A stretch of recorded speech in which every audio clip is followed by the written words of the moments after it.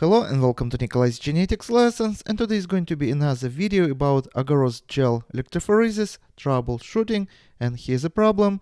After running cDNA agarose gel electrophoresis, I have observed a strange whitish background, so as you see, which covers almost the whole gel.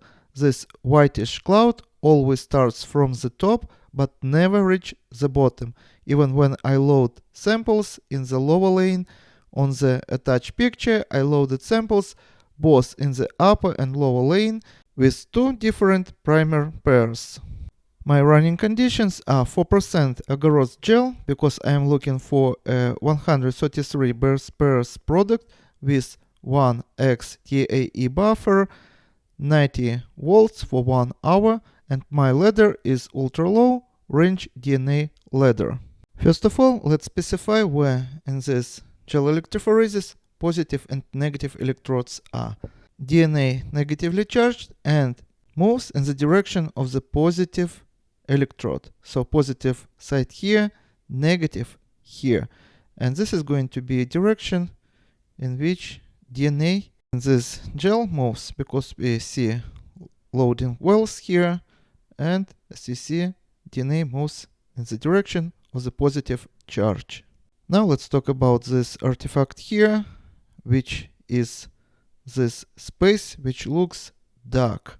And actually what we see here is one of the reasons can be too much azidium bromide, and actually it doesn't move to the bottom, but instead it moves in the direction of the negative electrode. Those azidium bromide itself is neutral in charge, but in aqueous environment it is positive ion and it travels towards the negative electrode in opposite direction to DNA, as DNA negatively charged and travels towards the positive electrode. What other confirmation of my suggestion we see here? Take a look at these bands. As long as these bands pass this azidium bromide line, these bands fade. Why this happens? Azidium bromide attached to the DNA, but this process is dynamic. Some molecules attach, some would leave DNA. And as you see, as long DNA pass this line of the high concentration of the azidium bromide, the brightness of these bands fade. Also take a look at this dark spot, which right behind the bands of the DNA. And this happened due to low concentration of azidium bromide here, because as you see, bands move in this direction, azidium bromide moves in this direction, and when they pass each other, this space of the low concentration of the azidium bromide becomes visible, and later it's just diffuse and we do not see this pattern anymore. So how you can avoid such situation in the future? First of all, reduce amount of azidium bromide. It can be any other dye which forms positive ions in an aqueous solution. Looking at this gel, I would suggest reduce at least 5-fold.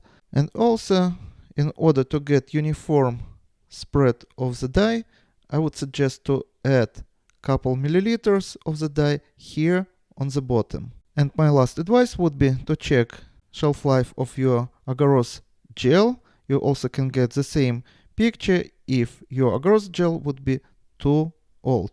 And also this is true for a stain. Check the shelf life of your stain, because if it's too old, you also can get result like this. And this is all for today. Subscribe and see you in the next video. Goodbye.